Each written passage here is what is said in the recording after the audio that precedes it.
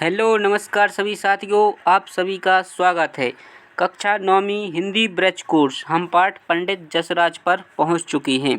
यदि आपने इसके पहले के प्रश्नों को हल नहीं किया है तो प्लेलिस्ट में जाकर के वहां से वीडियो देख सकते हैं। अब हम देखेंगे पंडित जसराज। इसको हम पढ़ेंगे और इसके बाद इसके जो कार्यपत्रक के प्रश्न हैं वो हल करेंगे। देखिए, मेवाती घराने के शास्त्रीय गायक पंडित जसराज का जन्म है 28 जनवरी 1930 को हिसार के हरियाणा में हुआ था। अपने संगीत की शुरुआत शिक्षा है जो अपने पिता पंडित मोतीराम जी से ली थी। अपने गायन के जरिए आत्म से जोड़ने की कला की वजह से पंडित जसराज को रसराज भी कहा जाता है। क्या कहा जाता है? रसराज भी कहा जाता है। आपको 1975 में पद्मश्री, 1990 में पद्म भूषण और 2000 में पद्म विभूषण से नवाजा गया। उनसे बातचीत के कुछ अंश पंडित जी अपने बचपन के बारे में बताएं। अपने माता पिताजी और अन्य परिवार वालों के विषय में बताएं। आपके पिताजी का निधन जल्दी हो गया था, क्या कुछ याद आता है उनके बारे में? जय हो। मेरे पिताजी का नाम पंडित मोतीराम जी और माताजी का नाम कृष्णाबाई था। आपने सही कहा, जब मैं 4 साल का ही था तब मेरे पिताजी का निधन हो गया, पर उस छोटी सी उम्र में मैं उनसे गाना सीखना शुरू कर चुका था और फिर वो शिक्षा जारी रही। पंडित जी, हम में से हर इंसान ने बचपन में शैतानियाँ जरूर की होती हैं। आपकी कौन सी शैतानी है जो ताउम्र याद रहेगी? बात आप सही कह रहे हैं, शैतानी तो ज़्यादातर लोग करते हैं, लेकिन मुझे शैतानी करने का तो समय ही नहीं मिला। जब शैतानी करने की उम्र हुई तब पिताजी हमें छोड़कर जा चुके थे। ऐसे में लगा कि मुझे घर के लिए कुछ करना है। 7 साल की उम्र में मैंने अपने मंझली भाई के साथ स्टेज पर तबला बजाना शुरू कर दिया था। पंडित प्रताप नारायण जी मुझे तबला बजाना सिखा दिया था। उन्होंने तबला बजाना सिखा दिया था। जिस उम्र में बच्चे शैतानी करते हैं, उस उम्र में मैं अपने घर के कामकाज में लग गया था। अपनी शिक्षा के बारे में बताएं। मेरी एक ही शिक्षा है, संगीत की। जैसा मैंने कहा, मैं घर के कामकाज में जुट गया था। मेरी पढ़ाई लिखाई वहीं ख़त्म हो गई। आपकी संगीत शिक्षा की शुरुआत कैसी हुई? मैंने बचपन में ही पिताजी से संगीत शुरू कर दिया था। जब वो नहीं रहे तब भी मैंने अपनी साधना जारी रखी। बाद में जब करीब 15 साल का था तब मेरी संगीत की शिक्षा मेरे बड़े भाई मणिराम जी के साथ शुरू हुई। आपको स्टेज पर पहला कार्यक्रम कब और कैसे मिला? मेरे गाने का पहला कार्यक्रम 1952 में काठमांडू, नेपाल में हुआ। दरअसल रेडियो पर मैं गाया करता था। मेरा गाना सुनकर वहाँ से बुलावा आया। वहाँ के राजा त्रिभुवन विक्रम थे। मेरा पहला कार्यक्रम उनके सामने हुआ था। मुझे याद है, उन्होंने मुझे 5000 मोहर का इनाम दिया था। आपको जो तमाम सम्मान मिले और उसके साथ श्रोताओं का जो प्यार मिला, उसे कैसे याद करती हैं? जो सम्मान मिले उन्हें सम्मान से याद करता हूँ और जो श्रोताओं का प्यार मिलता है उसे भी बहुत सम्मान से याद करता हूँ। भगवान को लाख लाख शुक्रिया भेजता हूँ।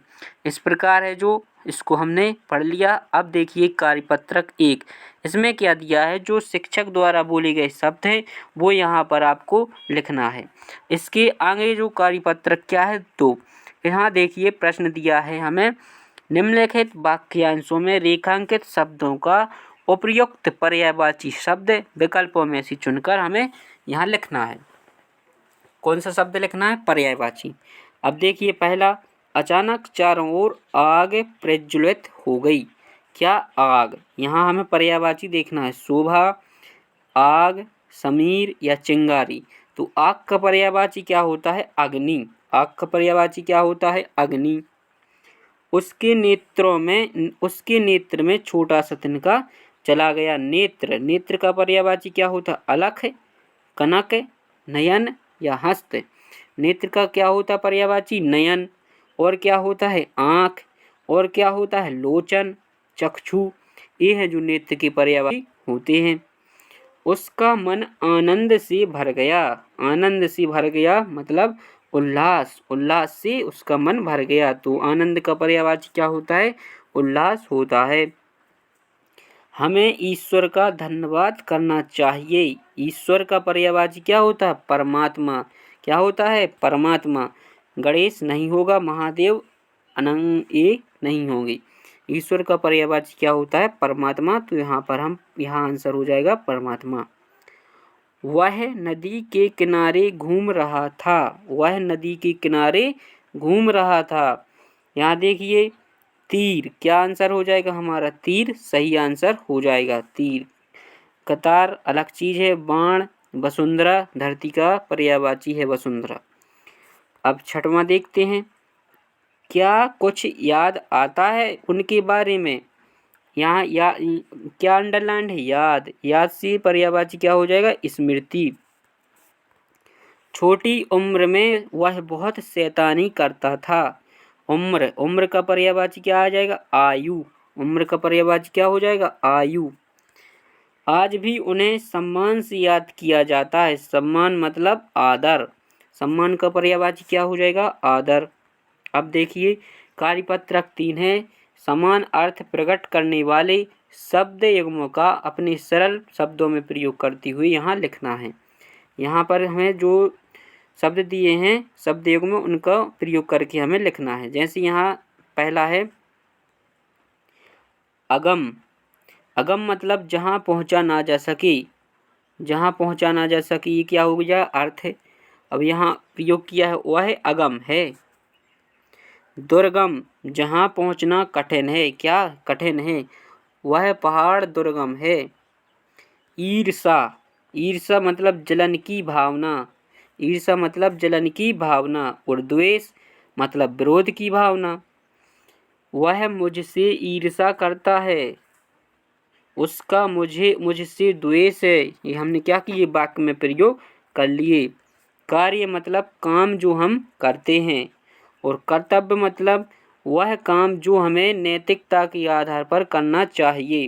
कर्तव्य मतलब जो हम नैतिकता के आधार पर करते हैं वह कर्तव्य है। कार्य मतलब जो हम कोई भी कार्य करें तो हम क्या बोलते हैं? कार्य। आज्ञा, आज्ञा मतलब आदेश देना। आज्ञा का अर्थ क्या निकलेगा? आदेश देना। और अनुमति मतलब होता है काम की आज्ञा लेना या देना। अनुमति मतलब काम की आज्ञा लेना या देना। अभिमान, गर्व की भावना। अभिमान का क्या अर्थ हो जाएगा? गर्व की भावना। और अहंकार, अहंकार का अर्थ निकलता है घमंड। अहंकार का अर्थ क्या होता है? घमंड। नमस्ते, नमस्ते अपने से बड़ों को नमन किया जाता है। नमस्ते से क्या होता है? अर्थ है अपने से बड़ों को नमन किया जाता है। कार्यपत्रक 4, पाठ में आए हुए शब्दों को लिखकर वाक्य में प्रयोग करना है। शुरुआती, इसका अर्थ होता है प्रारंभिक। मैंने विद्यालय की शुरुआती शिक्षा भाई से ली। किससे ली? भाई से ली। रसराज, रसराज मतलब रसों का राजा। श्रृंगार रस को रसों का राजा कहा जाता है। निर्धन, निर्धन मतलब मृत्यु। निधन, निधन मतलब क्या होता है? मृत्यु। अब यहाँ हम वाक्य में प्रयोग कर लेंगे, कोई सा भी वाक्य यहाँ पर बना लेंगे। शैतानी, शैतानी मतलब मस्ती। पिकनिक जाती समय खूब मस्ती की या खूब शैतानियाँ की। ताउम्र मतलब पूरी उम्र। मेरे दादाजी ताउम्र ईमानदारी का पाठ पढ़ाते रहे। इस प्रकार है जो हमने इस पाठ के जो कार्यपत्रक है उनको पूरा कर लिया। यदि आपको वीडियो पसंद आया हो तो चैनल को सब्सक्राइब जरूर करें और अपने दोस्तों तक शेयर भी करें ताकि वो भी अपने परिवार का हिस्सा बन सकें।